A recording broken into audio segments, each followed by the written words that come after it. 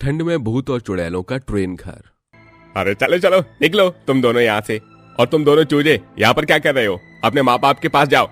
इन्हें तो मैं बाहर करती हूँ। जेठ जी, जेठानी जी, ये आप हमारे साथ ऐसा बर्ताव क्यों कर रहे हैं? बच्चों को छोड़ दीजिए। हाँ भैया, बताइए ना, क्यों गुस्सा हो रहे हैं? तभी कांता दोनों बच्चों को धक्का देती है तो उनके माता पिता उन्हें संभाल लेते हैं। लो, छोड़ दिया।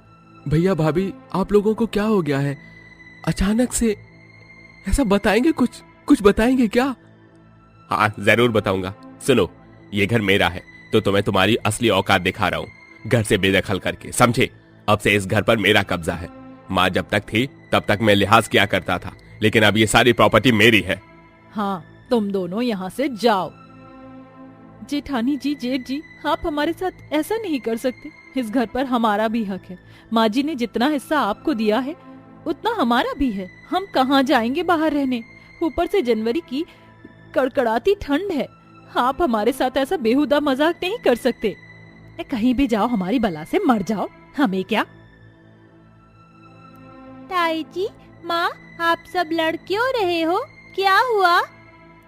शीनू चुप हो जा, इधर आ। मयंक बेटा, तुम दोनों साइड में खड़े हो जाओ। दोनों बच्चे साइड में खड़े होकर कपकपाते रहते हैं। वहीं चारों बहू बेटे आपस में लड़ने लगते हैं। देखो, बेहतर है निकल जाओ, वरना बेइज्जत करना भी आता है अच्छे से। आपने हमारे साथ बिल्कुल भी ठीक नहीं किया है।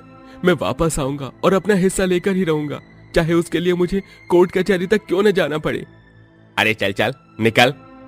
देख ली तेरी कोर्ट कचहरी, उसके लिए भी पैसे लगते हैं जो तेरे पास है नहीं।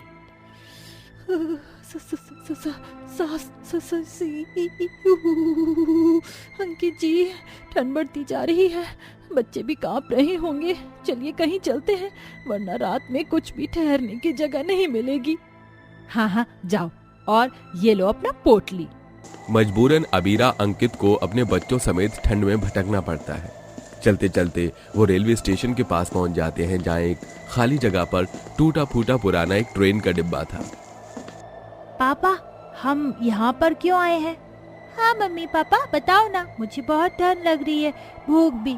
कब से हम चल रहे हैं? माँ, स्वेटर दो ना मेरा। शीनू बेटी, थोड़ी देर रुक जा, मैं खाने का इंतजाम करती हूँ। तेरा स्वेटर तो मैं वहाँ से लेकर नहीं आ पाई, और इस पोटली में भी फालतू के कपड़े हैं, हमारे नहीं हैं। मतलब ये कि अब हमें ट्रेन घर में रहेंगे। फिलहाल के लिए यही ठीक रहेगा। वैसे भी ये रेल अधिकारियों के लिए किसी काम का नहीं है। बेटा, हमारे पास घर नहीं है ना, ताऊ ताई जी हमसे इकट्ठा हो गए हैं, इसलिए अब हम उस घर में नहीं जाएंगे। फिर चारों उस ट्रेन डिब्बे के अंदर चले जाते हैं। अबीरा अंकित उस ट्रेन घर की धूल मिट्टी को हटाकर साफ कर देता है, जहां वो ठीक से लेट जाते हैं।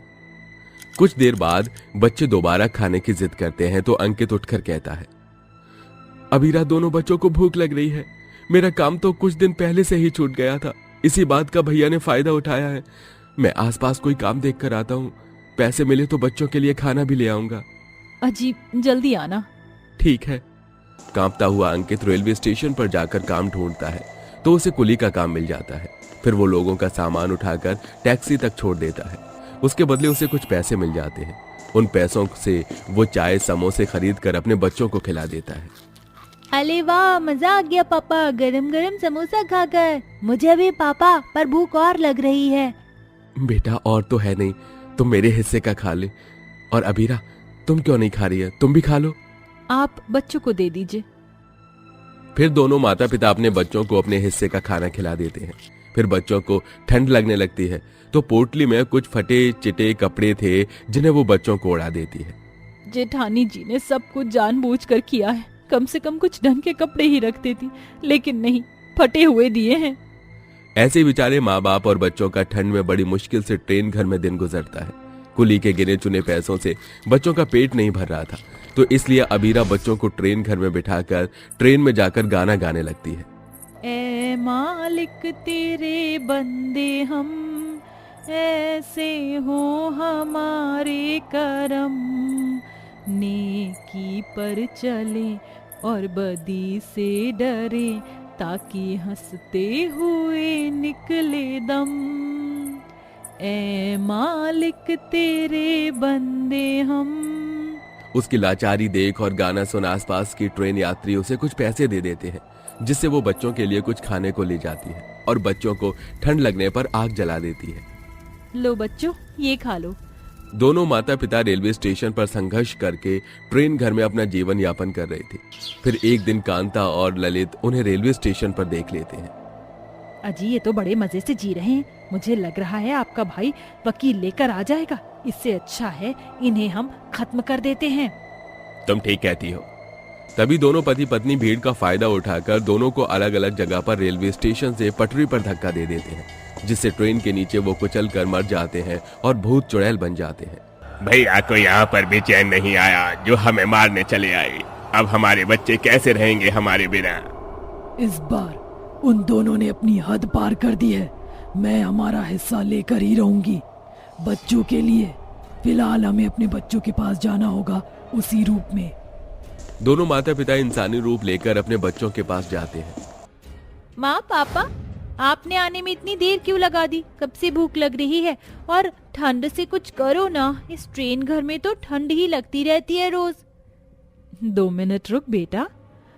फिर अबीरा गाना गाकर किसी यात्री से भीख मांगकर कंबल ले आती है, जिसे बच्चे ओढ़ लेते हैं। वहीं अंकित कुली के पैसों से दाल चावल खरीद के ले आता है और अबीरा चूल्हे पर खाना पकाकर बच्चों को खिलाती है। सर्दी के दिन ऐसे ही कट रहे थे। बच्चों के माता पिता रात में ट्रेन घर के बाहर आते ही अपने असली रूप में आ जाते हैं। अंकित, मैं उन्हें छोड़ूंगी नहीं, पर हम उनकी तरह भी तो नहीं हैं। पर डर का एहसास कराना तो जरूरी है। डर नहीं अबीरा, मौत का एहसास करवाना पड़ेगा उन्हें। चलो, बस बच्चों को कभी हमारे इस रूप के बारे में न पता चले।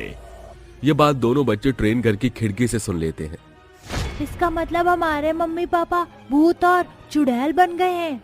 अब क्या होगा भैया? वो चले जाएंगे हमें छोड़कर? पता नहीं, अगर चले गए तो हमें खुद ही काम करना पड़ेगा।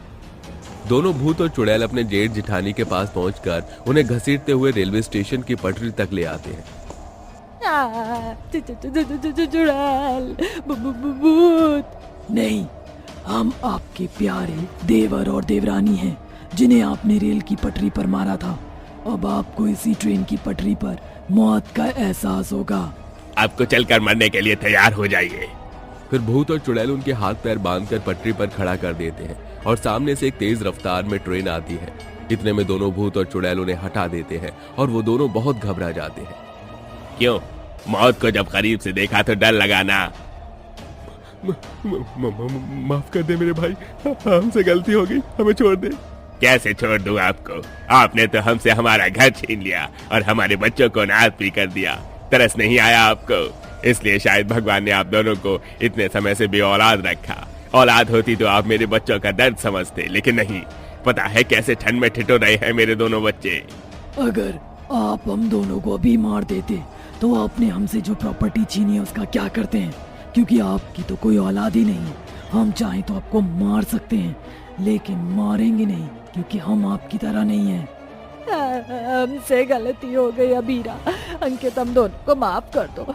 अब हमें एहसास हो रहा है कि आज तक हमें औलाद क्यों नहीं है, लेकिन हमें अपनी गलती सुधारने का मौका दो। मैं तुम दोनों के बच्चों को पालूंगी और सारी प्रॉपर्टी अब से उन दोनों के ही नाम है। क्या सच में? हाँ मेरे भाई, अपनी औलाद समझकर पालेंगे। अगर ऐसा है तो ठीक है। फिर दोनों भूत और चुड़ैल अपने बच्चों से मिल लेते हैं। बच्चे उनकी सच्चाई के बारे में उन्हें बता देते हैं। फिर वो जेठ और जेठानी के हवाले करके हमेशा हमेशा के लिए वहां से चले जाते हैं और बच्चे अपने ताई ताऊ जी के साथ खुशी खुशी रहने लगते हैं।